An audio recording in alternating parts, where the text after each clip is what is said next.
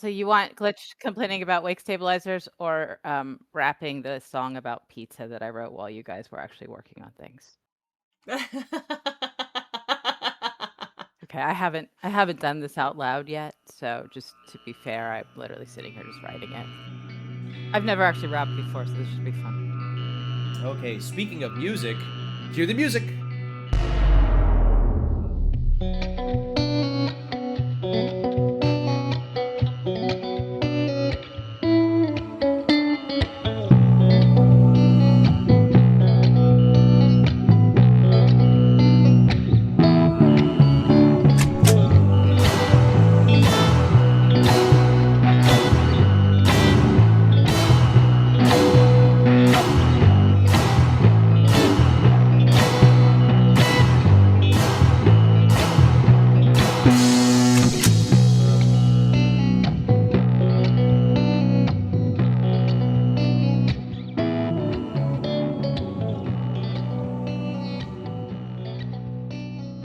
And welcome to a special bonus episode of Colossus at the Crux, presented by the Witch King March.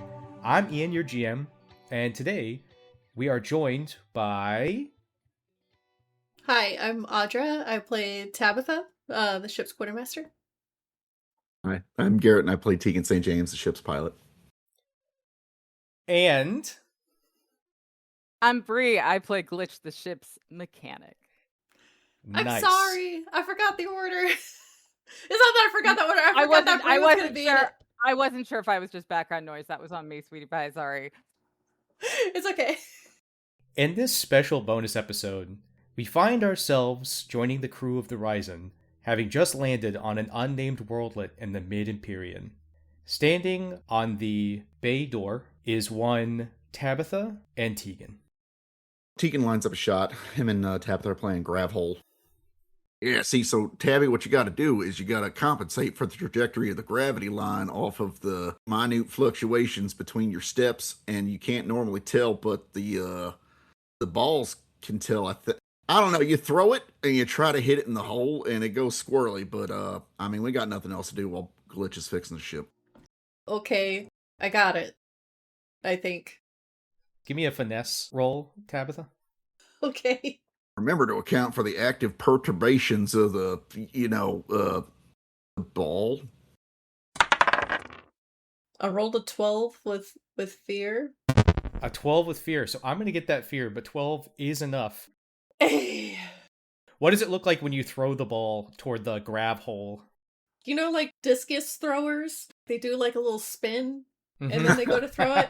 So I go to do that, but as soon as I let go of the ball, it starts to rotate in the opposite direction that I had been spinning in. Like, seeming to have its own idea of how it should be thrown. And despite this weird anti-spin, it lands in the hole. Tegan, you've never seen a shot so absurd in all of your years of playing grab hole. See, you're a natural.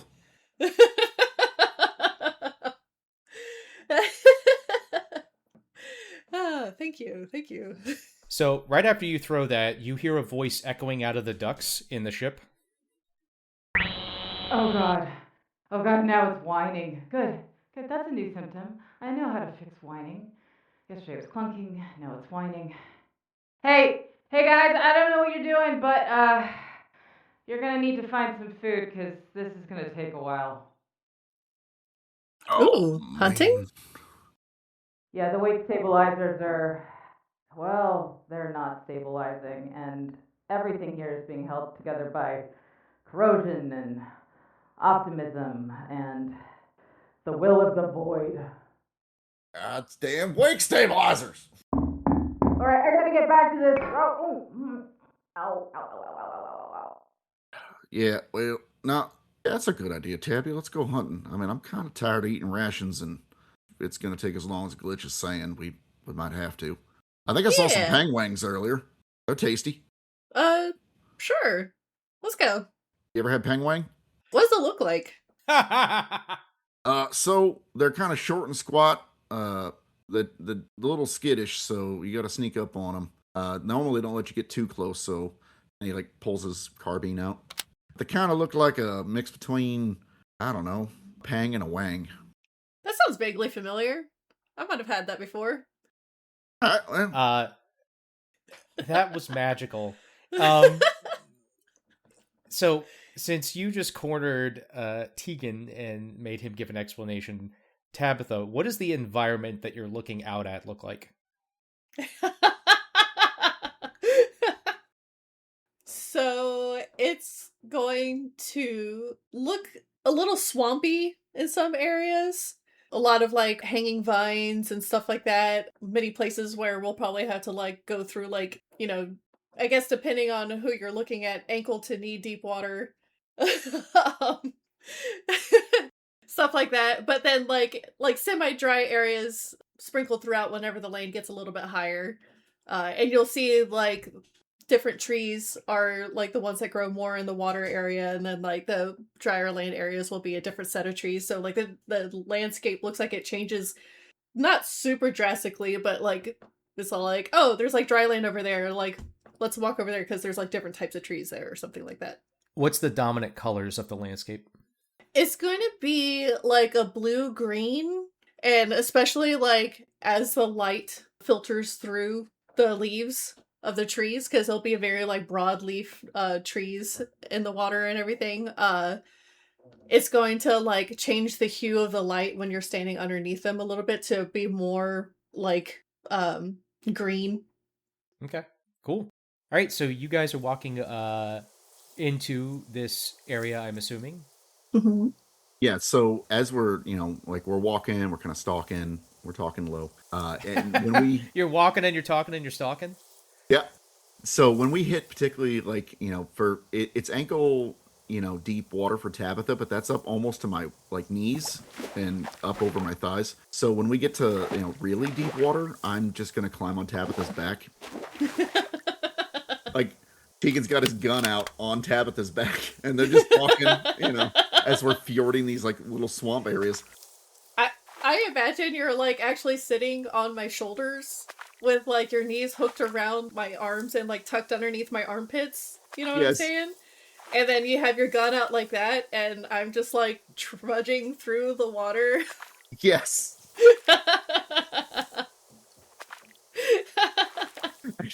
We hit the thing, and I'm like, Tabby, I'm gonna need uppies.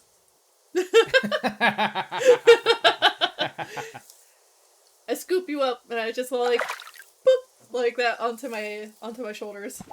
Okay. While you guys are walking, Tegan, you think you maybe hear penguins in the distance. And you know that if you walk up to them too quickly, right, you'll spook them. All right, well, let's head around that little copse of trees there. You seem like you've done this before. Is this, you ever been to a place like this? Not in this particular area or something, but I mean, like, I used to hunt a lot. No, like, that's mainly how we get food where I'm from, is hunting. Oh, that must, yeah, well, I grew up a farmer. Well, my parents had a homestead. It was, farming's not easy where I come from.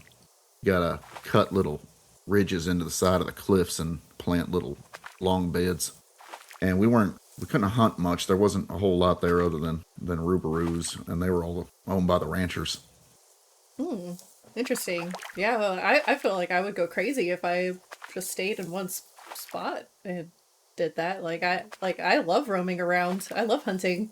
Yeah, we made the best of it. I mean, it was my parents had moved out there and settled the homestead to get out from some debt and some other things. They didn't really go into it too hard when I was growing up.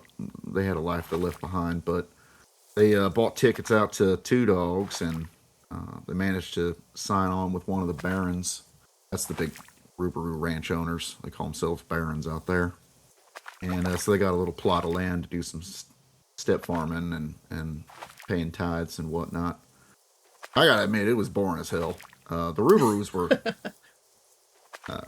I said, they weren't ours. We didn't have enough money to own any, but they're about the only damn thing you can do on Two Dogs as far as making money. Yeah, that sounds rough. I'm sorry. It was boring. That's probably why I ended up leaving. I was just I wasn't really built to be a farmer. That makes sense. Yeah, so when you left, was it because you wanted to? Yeah, I mean, like, it's pretty common with my people. Like, if we have, like, not tight-knit, like, family groups and stuff, but, like, sometimes when we come across another, like, family group, like, it's like a change of pace or a sense of adventure, or maybe that, like, family group just, like, is more your vibe kind of thing, like, we'll swap members and stuff like that so that, we can, like, go on, like, more adventures away from our family and stuff. So, like, whenever I came across you guys, like, I was like, you know, like, I had the support of my family. They were like, yeah, go and, like, adventure out, like, forth into the unknown and everything. And I thought that was, like, a really great opportunity. So here I am. Oh, that's nice. So, like, one of these days, if you wanted to go back, you could go back. Yeah. Like, they would welcome me back. They would love to hear all my stories, and I would love to hear what they've been up to while I've been gone. That sounds real nice. Yeah, when I left, my daddy said never come back. He said he didn't ever want to see me again. So. Oh, well, you're always welcome in my clan. Thanks, Tabby.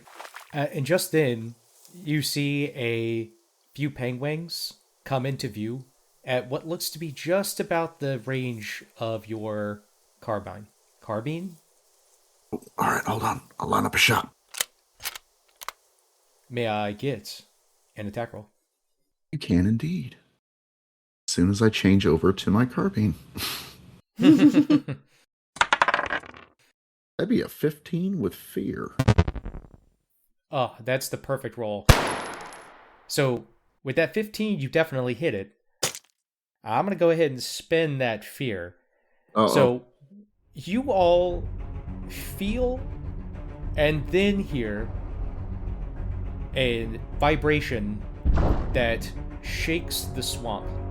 You're aiming through these glass leaf trees, and you shoot this penguin, and as soon as it drops, a creature easily 4 or 5 times the size of Tabitha, dark fur with what looks like lighter stripes in it, or like a smoky undercoat, drops down, grabs this thing. You can't fully really make out what it is other than that it's enormous and it seemed to have dropped out of nowhere. And then as quickly as it drops down on the penguin that you just shot, it leaps away. And you can see and hear the rustle of trees as it leaps out, and the force of it jumping is strong enough to shake the ground from where you are. But then, gone, even with as huge as it is. Damn it! It took our penguin! Let's go after it. That's exciting. I don't know. It's pretty big. I mean, we can get other penguins. I mean, that's what makes it exciting. Did you see it? And like, I start running, and I'm holding Tegan's legs on my shoulders as I'm going, so he doesn't slip off. And I just start like full tilt running towards this thing. But imagine like Tegan's face is getting slapped by branches and stuff as he's going. Alright, so Tabitha, may I get what kind of roll to track this thing? I'm guessing instinct? Yeah, probably. Okay. So normally I wouldn't make you roll, except for this thing is, whatever it was, is incredibly stealthy. Also, Tegan, if you want to spend a hope to give her advantage, I will give you a temporary experience where, because you're on her back, your body is actually breaking the branches in front of her so that she can like run more clearly. Run with that. I'm being used like a snowplow almost. Yeah. Absolutely, I will spend that hope and help you by being a cowboy snowplow. Okay, I rolled an 8 with hope. Can I get a d6 from you, Tegan? Sure. 2. A 10. Okay. You run to where this thing was, and there is a scent, but it seems to be everywhere, and there's no physical trace, like you can't see the body of this thing anywhere. And even though it was huge, and you saw it shake the trees, there doesn't seem to be any like disturbance in the trees. They're like, it doesn't seem like any branches were knocked down. This is crazy. Tabby, Man. are you sure we want to do this? I mean, we might bite off a little more we can chew here. Nah, we got this. Like, I used to hunt stuff like this with my mom and my like family all the time. Like, we can do this. Okay. And Tegan like gets his rifle ready. He's really not comfortable with this. Okay. It's quiet. You have your rifle ready. Tabitha, you're sniffing the air. Do you guys do anything else? Can I try to, I don't know, some sort of like tracking thing to see which direction it might have gone in? Yeah, you've already done an instinct roll, so you have to try something else to track it. What do you want to do? What about knowledge, analyzing my surroundings? Ooh, that's good. Go ahead and give me a roll. A 13 with fear? Oh, again, perfect roll. So you are looking down, and you can see that even though this thing didn't disturb the brush, that there's a layer of water on the ground, and you reach down and you're like reaching in, and you can feel that there are prints that are underneath the water. They're very fuzzy, right? It's in mud, but they're unmistakable. This is a creature that you have heard of in legend. And just when it comes into your mind what this creature is, I'm going to spend that fear, and right behind you all, a tree is going to rock violently as a dracoon lands in it. What? A dracoon, for the listener, is an elephant-sized raccoon with webbing from its front paws to its back paws so that it can glide. Now, this dracoon looks like in its prime it was probably a very fearsome beast, but now looking at it, one of its eyes is clearly missing. It has scars all over its body, including like one of its webs is torn, and it is missing like visibly about half of its teeth. So it's a little snaggletooth. Snaggletooth raccoon. This elderly dracoon, and you guys killing its dinner probably saved it, right? It looks like its best years are far behind it, but you all are in its territory. And Tabitha, you're currently crouched in the lunch position when the dracoon peels up. It still has penguin feathers on its lips from where it slurped down that penguin. And it gives a roar, and you can smell its trash breath. What do you all do in the face of this roaring dracoon? I'm going to try to attack it. Egan's halfway through. Maybe we should back off, and then it's like, ah! Okay, give me that attack roll. 26 with hope. Damn! Nice. Give me that damage and then tell me what it looks like. Okay, a 4. I got 2 2s. Wah. Okay, so you definitely hit, but it's gonna be a light graze. What's it look like? So I go to hit it, but like mid chop, it like blows a stank breath at me again. I'm like, what? Like that. And so like my swing, like while true, like didn't have the oomph behind it, and so like I gave it a little cut, but like not the blow that I was hoping for. Okay, so you nick it on its cheek, right? And you cut one of its whiskers off. And one of its whiskers is easily thick enough to be used as a knife or a sword in its own right. But yes, you can smell from its breath, and you've heard in legend that its garbage breath is actually like weaponizable. It's caustic. Ooh. But like the rest of him, his garbage breath just isn't what it used to be. Oh, And, I'm just starting to feel bad for this thing. I'm not. Don't It's feel still too a bad. giant monster. There's only 2 of us. Yeah. Tegan, does a 17 hit your evasion? Yeah. Okay, Yep. cool. So Tabitha, you pulled out your sword, you charged this thing, you nicked its face, it is going to screech at you, as you said, and then with its, I was going to say little toe beans, with its Volvo car-sized toe beans, it's going to grab Tegan, and then screech again, and leap into the air. It grabbed me? Like off of her shoulders? It did indeed. Tegan, you are now mid-flight over the clasping trees, and you can see Tabitha is shrinking rapidly. What do you do? Okay. Man, I was really hoping that roll with hope was going to get me something to do before, but I know that it probably had something. Oh!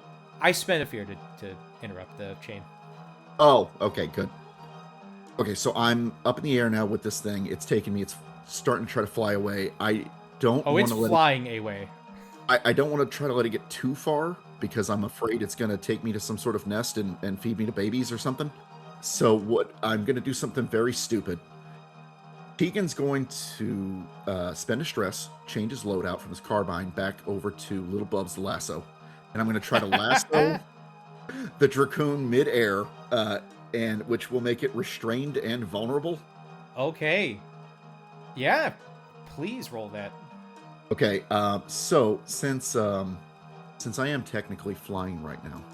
Yes! I was like, please! Could I spend a hope for my experience if it runs, rolls, or flies? I would be furious if you did not. Okay, I will spend that. The number of things you have ridden in this campaign. It's so good. This thing runs and flies. And you're about to see it roll, depending on what he gets. So, good news, bad news. I got a 24, which I feel like is great, but I rolled it with fear, which I feel is not.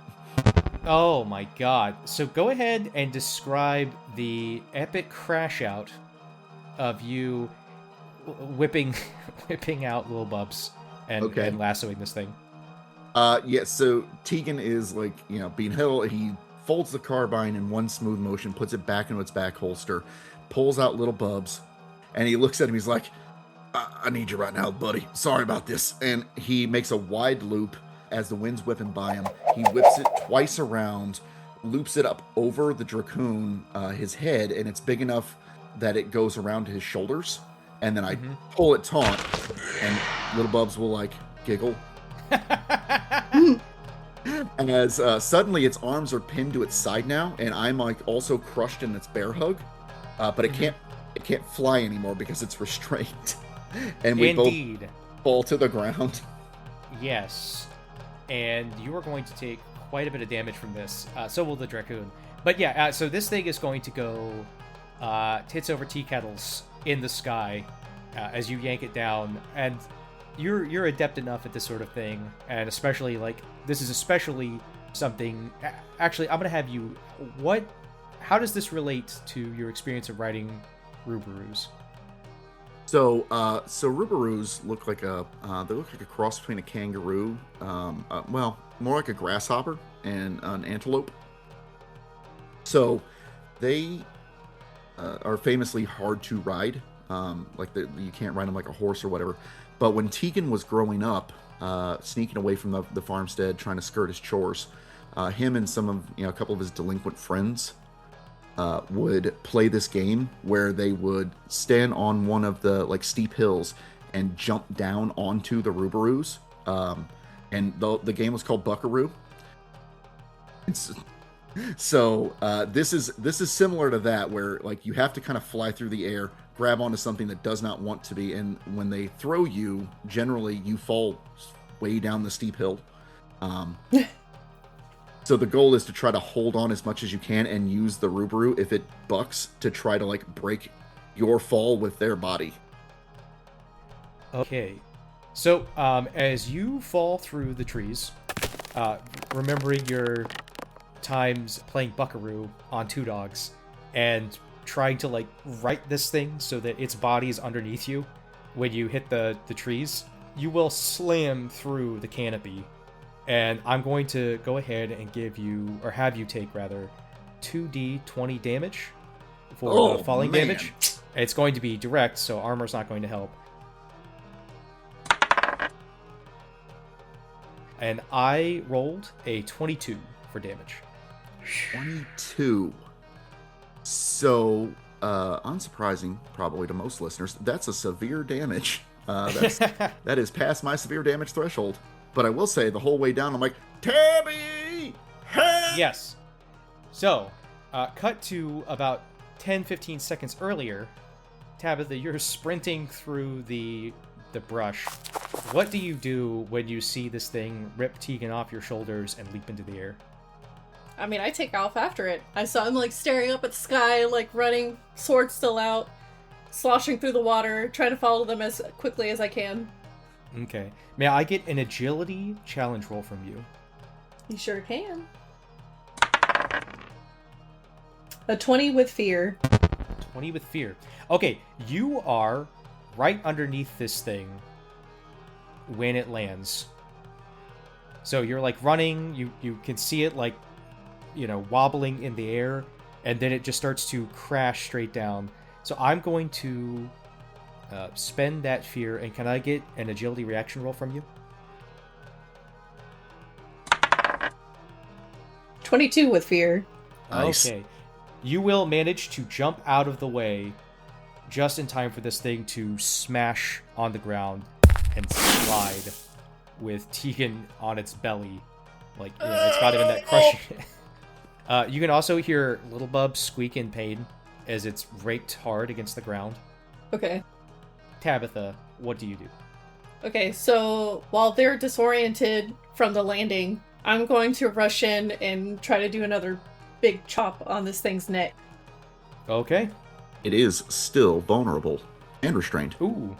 So you will get Advantage. a d6. Yep. I rolled a 16 with fear. 16 with fear. All right, give me that damage. A 6. A 6. Okay, so this creature did not have a lot of health. You know that a full prime Dracoon would be a beast. But this thing, one, it just took a lot of direct damage from crashing through the trees. And then it was already in its last days, right? And so you, look at this thing and its beady Dracoon eyes, and it opens its mouth to do the breath. And you can tell that it's got that, terror in its eyes, but also a knowing. It's lived a long life. It's had many, many glorious battles. It's sired many, many offspring. At one point, it was the king of this jungle, and now it knows that its time has passed, and it gets to die in glorious combat. And so, again, it opens its mouth to do its breath, but as it looks at you with, this knowing look, it slowly closes its eyes to accept the blow. And you, in one swoop, decapitate the elderly Dracoon. Off to the That's side, so I'm sad. actually really happy because that one thing took half my health. So I was like, I might die here. To that end, Tegan, you almost just died. What's your reaction? You're standing there. As soon as it gets decapitated, its arms go slack, and it's no longer gripping you. I get up and really, so Tegan's a little upset right now, mostly because Little Bubs got hurt. So he gets up and he ropes in Little Bubs and he checks him over and he's like, "Damn it, Tabby! I told you, that thing was too big. We could have gotten killed. I could have gotten killed. Little Bubs could have gotten killed. What the hell?" I mean, we didn't die, though. And now we have this, amazing story to tell of how we, gave this thing its final last hurrah. And, now we have food? Tons of food? I don't. So Ian, Tegan's a ranger. Does it look like we can eat this thing? It looks like you could eat a little bit of it, but you don't know. You could bring back, what meat you could carry in your arms. But also you would need to cook it immediately, right? Because there's no telling what sort of diseases this creature has, and undoubtedly it's got a few. And so the amount of its meat that you could safely eat is pretty little, and it would also just be what you could carry, right? You didn't bring a sled or anything to carry anything sizable back with. And Tabitha, even as strong as she is, cannot carry a full Dracoon on her back. Okay. True, but I got my nomads pack. You do not have a full Dracoon meat sled. No, The I mean, meat I could carry some in that, and then I can carry some in my arms. You could Tabitha could with trouble carry one of this thing's haunches back, probably. but the meat's going to spoil fast. So Tegan gives kind of a deep sigh, and he pulls out, a skinny knife, and he starts to like butcher some parts off of this. And the whole time he's like, "It's just irresponsible. I mean, we could have died. I don't know what the hell she's thinking. This could." And he's like, keeps glaring up at Tabitha, and then Tegan suddenly has like a realization, and he stops like dead, middle of like deboning parts of this thing. Gods, I sound like my father. And he just kind of stops and stares at you for a bit. He's like, "You know what? I am glad you did that, Tabby. You're right. It is going to be a good story." I'm sorry that you got hurt. I don't know, it's been a long time since I got to hunt something this big, and I guess talking about my family, I didn't realize like how homesick I was becoming. And I'm sorry that it didn't have the best outcome. You know what? I'll be fine. I've been hurt worse, and we did get some food, so I get it. Let's head on back to the ship. Can I get a like this thing's fang? The Dracoon's It's like fang? a trophy. Yeah. Yeah. The snaggletooth? Yeah, it's Yeah. a little snaggletooth. In its crash out, indeed, there's only one tooth left in its head. And you rip out the tooth. All right. I after I rip it out, I like put my hand on its like forehead. I'm all like, "Rest well, big guy," and then like I just kind of like walk away with my tooth prize, and put it in my pack. Well, do you help Tegan carry some of this meat back? Yeah, of course. Okay. I do. You I just put said I some of walk that into away, my so you're like, Like I I walk got away what from came its I walk away from its face. for. Oh, okay. like- I gotcha. And so like Uh. I start like loading a bunch of like meat and stuff into my pack. Can I use my nomad pack thing to like pull out some rope Sure. to like tie some of this meat together so I can sling it over my back, and then I like give a supporting arm to Tegan since he's injured. Yeah, Okay. I'm limping a bit. Like, as we're going back, I'm like, Tabby, I'm glad we got this much, because, if we're going to be here for a while, but I can't imagine this is going to taste very good. It's going to be stringy, and I'm pretty sure it's full of worms. There's lots of stuff that have worms. Yeah, no, I want to eat. Little Bubs coos at that. Put a Band-Aid on him. All right, so you all make the trudge back to the ship, and you're tired, and sore, and dirty, and it's a quiet, pensive trek back, nearly silent except for the sloshing of your steps and the occasional penguin call in the distance. And as you approach the ship, in this quiet, you hear something coming from the ship. It grows as you get closer. Hell, Is that singing? I don't know if I call it that. I don't know. Let's take it quiet. We'll see what's going on. Oh my God, Mango. Look at that. Is that a pie? It's just so big. I can't believe it's so round. What the flux? Oh yeah. My Tabby likes big pies. I cannot lie. You other eaters can't deny that when a cat walks in with an itty-bitty tray and a large pie on display, she gets sprung. Want to grab a slice up. She knows that crust is deep stuff.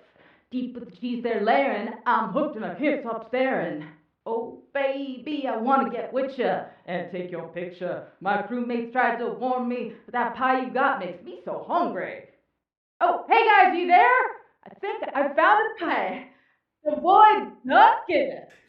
Yeah, no, we've been here for a bit. Yeah, you guys gotta get over here. Meet me in the engineering room. I don't know what was going on with the wake stabilizers, but whatever it is, it just got unmade into a really good-looking pizza. Pizza, that sounds great. Yeah, come on down. It's really hot. Hey! Mango, stay away from that. Hey! Oh, thank God, pizza. And it fixed it? Now we don't have to eat the Dracoon. We don't have to. We get to. Oh. Okay. And with that, we're going to end the session. A special thanks to our sound team, to Darrington Press for creating Daggerheart, the awesome game we're playing, and to you, our incredible fans. Don't forget to like, subscribe, comment, follow, 5 stars, the whole thing. It's the #1 way to help the show. Colossus of the Crux is part of the Witch King March universe. If you're interested in playing in any of the associated games, you can find them on startplaying.games. You can also join us on our Discord or follow us on Instagram. Links are in the doobly-doo. And we will see you next week! Woo, next week!